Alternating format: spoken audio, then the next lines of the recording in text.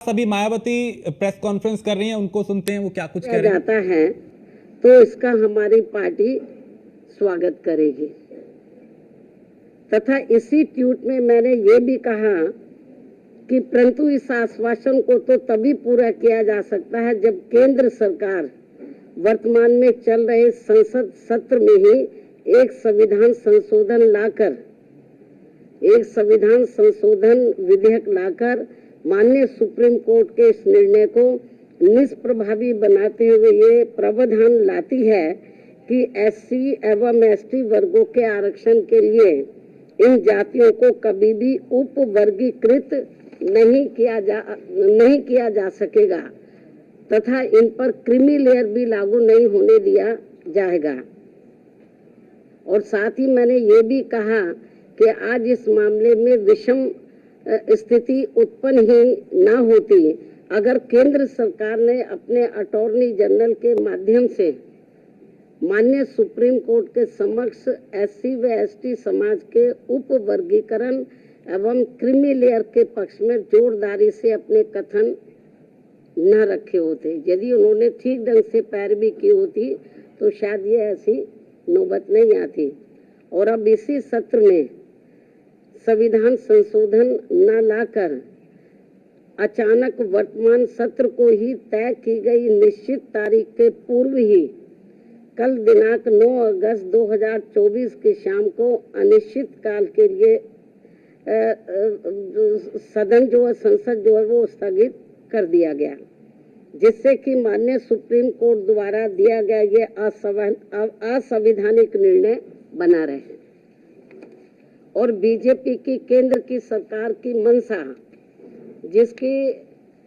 जिसकी वकालत उन्होंने सुप्रीम कोर्ट में की थी वह बनी रहे, जिसके तहत इस देश के समूचे एससी व एसटी वर्गों के लोगों को क्रीमी लेयर के बहाने तथा उनके बीच में उपवर्गीकरण करके उन्हें आरक्षण से ही हमेशा के लिए वंचित कर दिया जाए।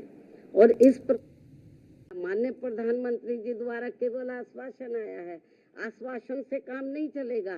इन लोगों को एससी एसटी वर्गों को जो इस फैसले से इस निर्णय से नुकसान हो रहा है तो उस पर वो अपना सही स्टैंड ले। और ये कोई केवल आश्वासन से या गौर करने से, माननीय प्रधानमंत्री जी ने जो कहा है कि हम गौर करेंगे, आश्वासन दिया, उससे काम नहीं चलेगा। इसका बड़ा भारी नुकसान इन वर्गों के लोगों को हो रहा है।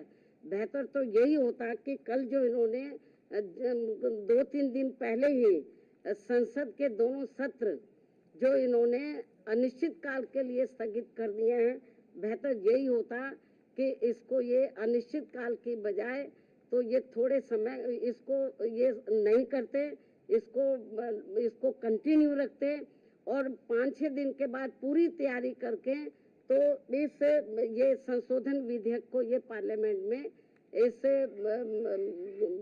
इस मामले को लेकर पार्लियामेंट में संशोधन विधेयक ये लाते, लेकिन नहीं लाए। तो इसलिए मेरा माननीय प्रधानमंत्री जी से भी यही कहना है कि यदि आपकी इन वर्गों के मामले में नियत साफ है तो आप अपने और मामलों में तो समय से पहले हाउस बुला लेते हैं, तो आप कभी भी हाउस बुला सकते हैं, अपनी तैयारी करें। और ये जो 1 अगस्त 2024 को जो माननीय सुप्रीम कोर्ट का निर्णय आया है तो इस निर्णय को निष्प्रभावी बनाएं, हाउस बुलाएं मतलब, और मालूम भी पड़ जाएगा कि हाउस में सभी दलों का क्या स्टैंड है। और मुझे क्या लगता है कि ये इनको जल्दी करना चाहिए, ये ठीक नहीं है। वरना जिन राज्यों में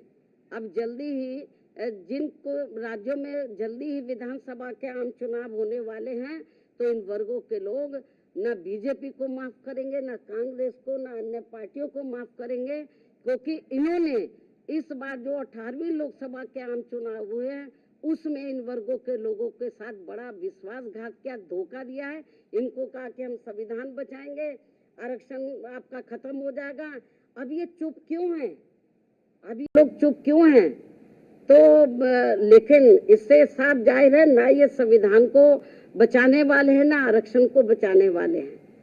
अब ये समझ में नहीं आ रहा आरक्षण को लेकर, ये जो संविधान को दिखाते घूम रहे थे सभी पार्टियों के लोग, अब क्यों नहीं संविधान को दिखा रहे हैं, अब क्यों नहीं आरक्षण की बात कर रहे हैं कि इनका आरक्षण जो निष्प्रभावी हो गया है, तो इसको प्रभावी बनाने के लिए इनको पार्लियामेंट का सत्र जल्दी ही शॉर्ट नोटिस में इनको बुलाना चाहिए और अपनी स्थिति बीजेपी की सरकार को क्लियर करनी चाहिए और बाकी पार्टियों को भी अपना स्टैंड क्लियर करना चाहिए, क्योंकि ये कुछ जरूरी बातें बुलाने के कहने के लिए मैंने आज आप लोगों को तकलीफ दी है।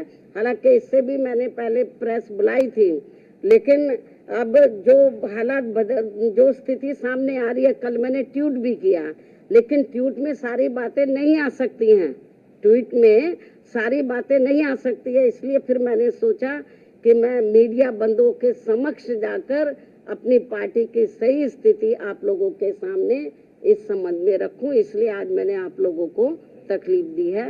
इन्हीं जरूरी बातों के साथ अब मैं अपनी बात यहीं समाप्त करती हूं। धन्यवाद। जय भीम व जय भारत।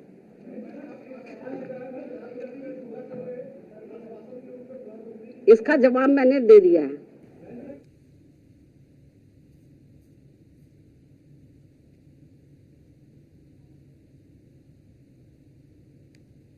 तो बीएसपी सुप्रीमो मायावती इस वक्त प्रेस कॉन्फ्रेंस कर रही हैं और आरक्षण को लेकर बात की और अब पत्रकारों के सवालों का जवाब दे रही हैं।